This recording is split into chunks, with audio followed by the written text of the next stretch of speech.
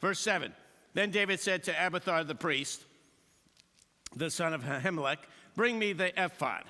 Abiathar brought it to him, and David inquired of the Lord, shall I pursue the raiding party? Will I overtake them? And we think he's going to his minister, and we actually think this is from Abiathar, the priest there. Pursue them, he answered. You will certainly overtake them and succeed in the rescue. David and how many men does he have, by the way? He's got 600 men. So he heads out with his 600 men. When they came to the Bezor Valley, some have like a stream or river in the valley, where some stayed behind. 200 of them were too exhausted to cross the valley. But David and the other 400 continued the pursuit. So 200 are wiped out. I think they had just come back from fighting the Philistines, and, so 200 men are just, they can't go any further. Verse 11, they found an Egyptian in a field and brought him to David. They gave him water to drink. He's like, basically can barely speak and talk. He's been left behind to die. So they gave him water to drink and food to eat, part of a cake of pressed figs, 2 cakes of raisins. He ate and was revived, for he had not eaten any food or drunk any water for 3 days and 3 nights, which I thought is interesting, because that's the timing of Jesus' death and resurrection, 3 days and 3 nights. David asked him, who do you belong to? Where do you come from? He said, I'm an Egyptian, the slave of an Amalekite. My master abandoned me when I became ill 3 days ago. We raided the Negev of the Kerethites, some territory belonging to Judah, and the Negev of Caleb, and we burned Ziklag. He's just giving a little history of, all the places they've been raiding and stealing everything. And David asked him, can you lead me down to the raiding party? He answered, swear to me before God that you will not kill me or hand me over to my master, and I will take you down to them. He led David down, and there they were, scattered over the countryside, eating, drinking, and reveling because of the great amount of plunder they had taken from the land of the Philistines and from Judah. So the Philistines, you remember, they're the bad guys too. Israel is constantly fighting the Philistines, but they're nothing compared to the Amalekites. The Amalekites are vicious, mean. God says, you got to wipe them out. They're so bad. And so the Amalekites would raid the Philistines, kill them all, take all the plunder. They would raid the Israelites, and usually they would wipe them all out. But in this case, they took the women and children to probably figure out which ones will be slaves, which ones will we eliminate or sell or whatever. But, so they're celebrating. They think they're safe. They've traveled so far. They don't think anyone's behind them. And so this night, the Amalekites, I think this is a sense of humor here, the Amalekites decide, we're going to party. We've been out on mission for 6 months. We've got a lot of stuff. Wow. We've made out. Let's party and get drunk tonight. And so they're all blasted away. You can picture, they've been drinking all night. They can barely move, stand. And David arrives at dusk, verse 17. David fought them from nighttime after they'd been drinking all day until the evening of the next day. Now, you have to read between the lines. And none of them got away except 400 young men who rode off on camels and fled. So I want you to understand, we're not told how many Amalekites there were, but there were so many of them that David goes, we killed them all. Oh, except for a few of them that escaped. And that was how many? 400.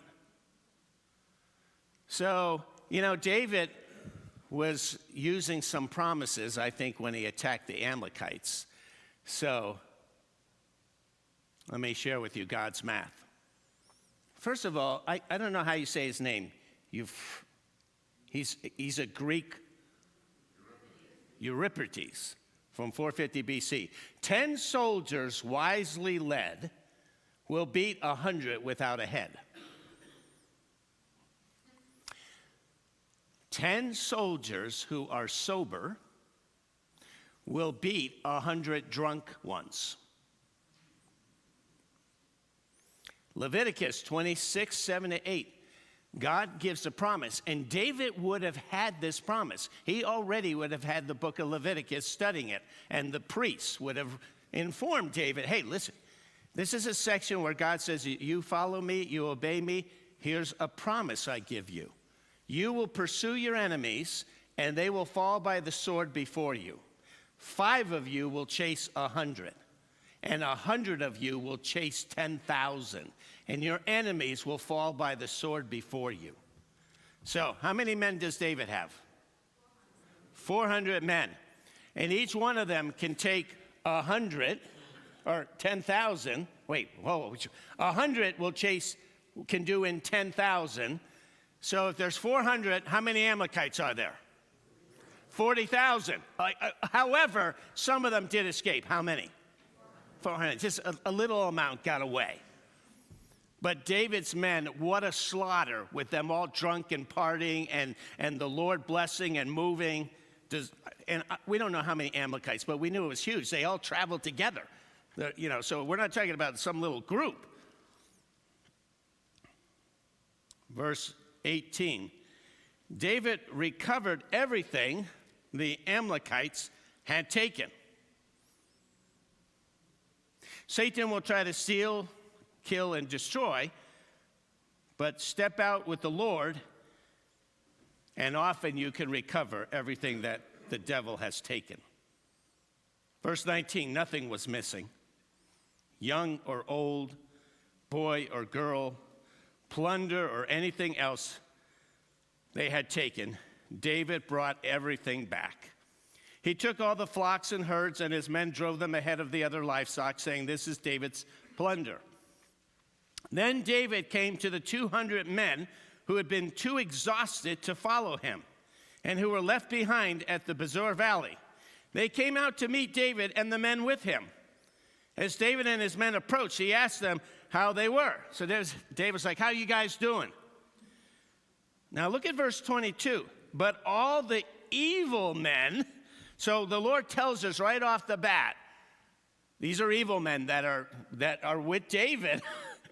All the evil men and the troublemakers, you always have the tares. You always got, that one person, that couple people. Among David's followers said, because they did not go out with us, we will not share with them the plunder we recovered. Oh yeah, they can each have their own wife and their children and go. But they didn't go into battle with us. They were wimps. They're not sharing. Now, God tells us specifically, right, that these are evil men and they are troublemakers. Verse 23, David replied, no, my brothers, you must not do that with what the Lord has given us. He has protected us and delivered into our hands the raiding party that came against us. Who will listen to what you say? The share of the man who stayed with the supplies is to be the same as that of him who went down to the battle. All will share alike. David made this a statute and ordinance for Israel from that day to this. So there's a couple things that David says here to these men that are causing trouble. Number one, you'll notice that he calls his men brothers. He says, look, what he's emphasizing is we're all family here. We're all family. You don't have a husband take advantage. His wife's sick. She can't work her job. And the husband goes, the money I made is mine because you couldn't work. You were sick. In the church here, we have a staff. We're family. Sometimes some of the staff are sick and unable to work. The ones of us that are working don't go, hey, wait a second. You don't get a paycheck this week. You weren't at work. We're family.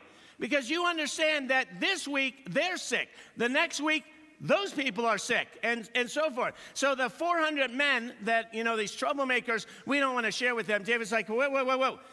Next month, it might be you that is worn out and exhausted, and you need the break. We're family. The other thing that's interesting, David goes, he says, this battle we fought, it's the Lord that did it. We didn't lose a man. It doesn't look like David lost a man. God arranged that they were so drunk, it was ridiculous. Some say this is where, you remember Abishai, that this is where he killed 300 men with his sword. They were so drunk they couldn't even move. Abishai just went and killed 300 men. So David says, we didn't. You think we fought this war? God did it. In one day, we wiped them all out except for 400 men. You didn't do this. You think you did this on your own? And then David also says, the men who stayed with, in verse 24, it says, the men who stayed with the supplies should share equally with those that go into battle. All will share alike. Now, David learned a lesson, by the way, with Ziklag. So let me share with you the lesson he learned. I want you to come back to 1 Samuel 25. It's the story of Abigail and her crazy husband, Nabal, who's a fool. Do you remember that sermon? This is how David eventually gets Abigail for his wife. God gives Nabal a heart attack to see if he will repent. 10 days later, he dies. But I want to remind you something about this story. So how many men does David have? No, how many men altogether? 600. So, chapter 25, Nabal insults David's men. Starting in verse 12. David's men turned around and went back. When they arrived, they reported every word. David said to his men, each of you strap on your sword.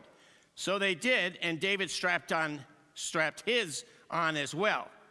About 400 men went up with David, while 200 stayed with the what? With the supplies. So what David did was, I'm going to take 400 men, but 200 of you are going to stay with the supplies. By the way, the supplies, that's the home base, let's call it. That's where the wives are. That's where the kids are. That's where the older parents are, their family. That's where the food is, the finances. So David says, you know what? We can't. Look, 400 of us are going to go into battle, but I got to leave 200 to protect our wives, our kids, the supplies. You with me? Okay. Now, come back to chapter 30. Verse 1. David and his men reached Ziklag on the third day. The Amalekites had moved into Ziklag, took their wives and children. But I want you to notice something. Look at verse 9. David and how many men are with him? 600 men. How many men did David leave at Ziklag? 0. David made a mistake. And that's why we believe the men were talking about stoning him. So David got confident, and David said, okay, we're going to go battle somehow. You know what? Let's not leave 200 men with the supplies. I think they're okay. Let's all 600 of us go. And they all went. And that's when the Amalekites showed up. And the Amalekites, wow. Here's a whole bunch of unprotected females and kids and old people. We took them off. They didn't even have to fight because David didn't leave 200 men to watch over the family. So now these troublemakers are carrying on about the men that were left behind with the supplies. And David goes, you know what? I learned something. The people that go to battle share alike. You need someone to stay with the supplies. You need someone to protect the family. We can't all go, and so we all share alike. Now, the application of this truth, of course, is missions. It's the first application I think about. We can't all go to the mission field. But there are certain men and women who are called to be the Marines of the church, who are willing to go overseas and live in crazy situations and, to plant churches and to preach the gospel and to do spiritual battle literally in Satan's territories. Often the missionary go to places the gospel's never been heard. The people are very, hardened against the gospel, but they're crazy enough to spend 30, 40 years to go. But you have to keep some with the supplies. You have the home base back here at the church where we're serving and we're sending the supplies to those that go out on the field, financial supplies, prayer support, sending letters, talking to them to encourage them. And we all share in the reward. So the missionaries, they're perhaps leading a whole people group to the Lord.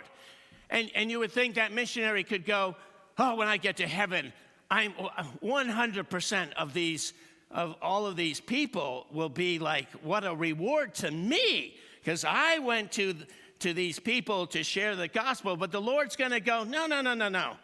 You share that alike with Life Point Alliance. If it wasn't for Life Point Alliance giving $300,000 of supplies and all the prayer for the missionaries going, no, you share alike the people that go into the battle and the people with the supplies. That's the rule. That's how it works.